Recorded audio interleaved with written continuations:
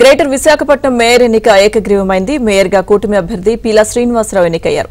Mayor అభ్యర్థిగా పీలా శ్రీనివాసరావు పేరును Janasena MLA Vamsikrishna Yadav ప్రతిపాదించగా బీజేపీ ఎమ్మెల్యే విష్ణుకుమార్ రాజు బలపరిచారు.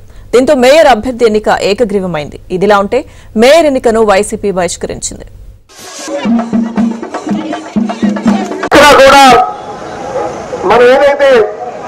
ఇది స్మార్ట్ సిటీ అనుకుంటున్నామో ఆ లక్ష్యాలు చేరుకోకుండా గత 4 సంవత్సరాలు వీరు తీరు మనం చూసాం. కానీ ఇప్పుడు ఏదైతే మనం స్మార్ట్ సిటీ కింద కాన్సెప్ట్ తీసుకొచ్చామో ఆ స్మార్ట్ సిటీ కాన్సెప్ట్ అన్ని కూడా ముందుకు తీసుకొచ్చి ఈ దేశంలోనే అభివృద్ధి చెందినటువంటి మున్సిపల్ కార్పొరేషన్ గా విశాఖపట్నాన్ని తీర్చిదిద్దుతామని చెప్పేసి కూడా ఈ సందర్భంగా తెలియజేస్తున్నాం. అందరూ కూడా వచ్చి ఈరోజు మేయర్ గా గెలిపించడం జరిగింది. అయితే ఉన్న కాలం 11 నెలలు కాలం ఉంది. పీలా శ్రీని గారికి పూర్తిగా జీవీఎంసీ మీద అవగాహన ఉంది, ప్రాంతం మీద అవగాహన ఉంది.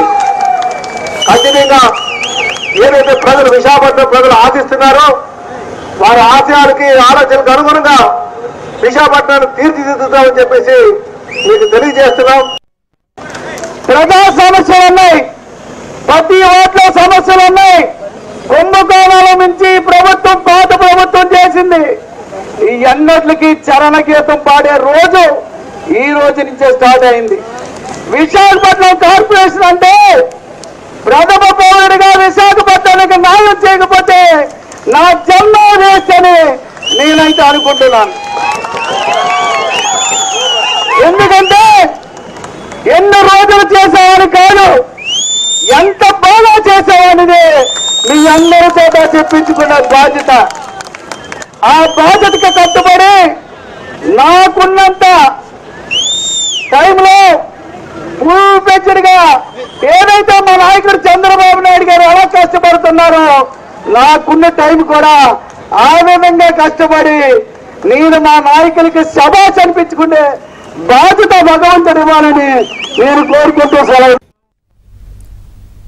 మరోవైపు కాకినాడ జిల్లా తుని పురపాలక చైర్పర్సన్ వైస్ చైర్మన్ పీఠాన్ని టీడీపీ దక్కించుకుంది. చైర్పర్సన్ గా నార్ల భువనసుందరి, వైస్ చైర్మన్ గా ఆచంట సురేష్ ను సభ్యులు ఏకగ్రీవంగా ఎన్నుకున్నారు.